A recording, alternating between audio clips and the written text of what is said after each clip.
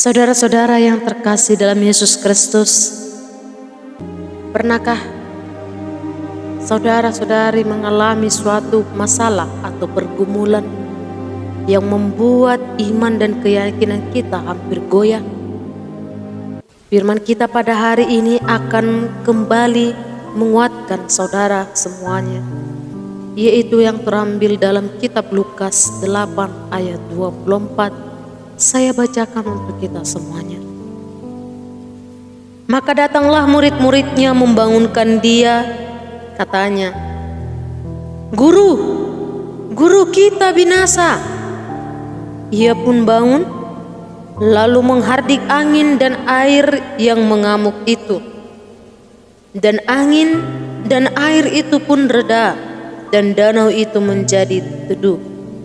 Demikian bacaan firman Tuhan. Saudara-saudari yang terkasih, apakah kita masih merasakan dampak virus corona sampai saat ini? Masihkah kita pernah mendoakan saudara-saudara yang terkena COVID-19? Firman Tuhan mengajak kita untuk kembali yakin dan waspada dalam situasi saat ini. Injil Lukas ini merupakan salah satu Injil dari ketiga Injil sinoptik, yaitu Matius, Markus, dan Lukas, yang dituliskan kira-kira tahun 60 sampai 63 Masehi. Lukas sendiri adalah seorang dokter dari Yunani, dan Lukas merupakan kawan seperjalanan Paulus, bahkan sampai mati martir. Matius tetap bersama dengan Paulus. Dalam Lukas 8 ayat 24 ini juga menyebutkan ada 4 contoh dari mukjizat yang diriwayatkan dari zaman pekerjaan Yesus di Galilea.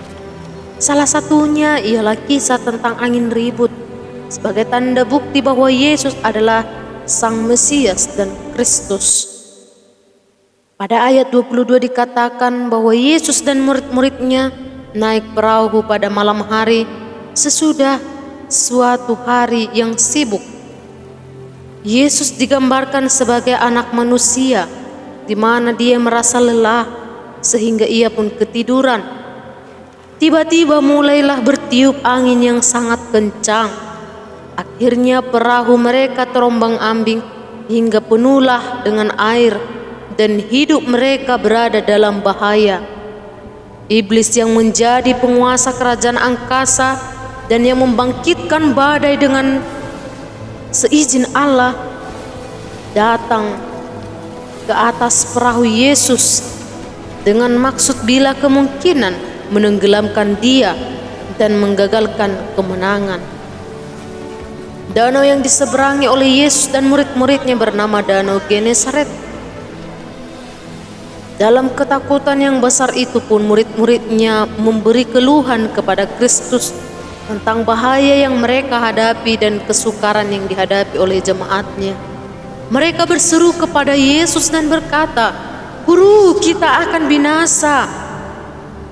Cara untuk meredakan ketakutan mereka adalah dengan membawanya kepada Kristus dan menyerahkan seluruhnya ke hadapannya. Orang-orang yang sepenuhnya menyebutkan Kristus sebagai guru dan dengan iman serta kesungguhan menyebutnya sebagai guru, tidak akan membiarkan dia menjadi binasa. Tidak ada pertolongan bagi jiwa-jiwa yang malang berada di bawah perasaan bersalah dan ketakutan. "Aku akan binasa bila engkau tidak menolongku." Lalu bangunlah Yesus dan menghardik angin dan air itu. Kata menghardik di sini dipakai pada ayat yang ke-35. Angin ribut di danau tersebut digambarkan sebagai serangan kuasa jahat terhadap diri Yesus dan pekerjaannya. Ketika bahaya yang kita hadapi telah berlalu, sudah sepantasnya kita merasa malu dan ketakutan, dan memberilah kemuliaan kepada Kristus atas kuasanya. Waktu Kristus mengubah topan itu menjadi teduh, mereka bersuka cita sebab semuanya telah reda. Segala sesuatu yang dibuat Yesus mempunyai lebih dari sekedar makna yang temporal dan makna yang real dari insiden, yaitu di mana Yesus berada maka topan akan menjadi tenang. Yesus datang menenangkan topan-topan pencobaan, topan kesedihan. Karena topan kesedihan itu pastilah datang dalam kehidupan seorang yang suatu saat tanpa kita tahu kapan dia akan datang.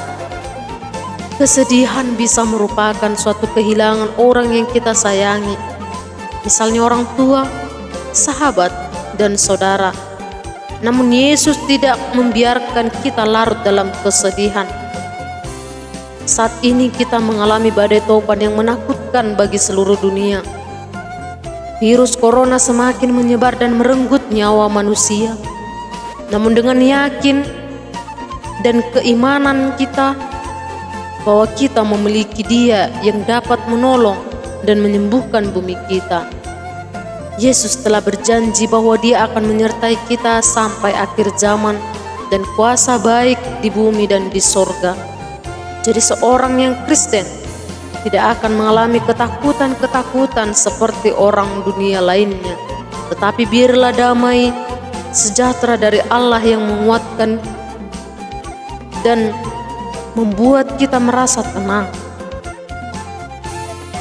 Karena apa susahnya bagi Allah untuk menolong kita di tengah bencana alam yang terjadi?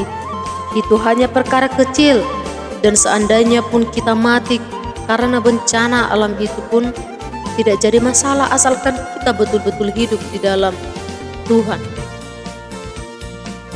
Momen inilah yang seharusnya dan yang paling kita tunggu-tunggu sebagai umat pilihan Tuhan untuk dapat berjumpa dengan Dia. Kiranya kita menjadi anak-anak Tuhan dan percaya kepadanya. Shalom.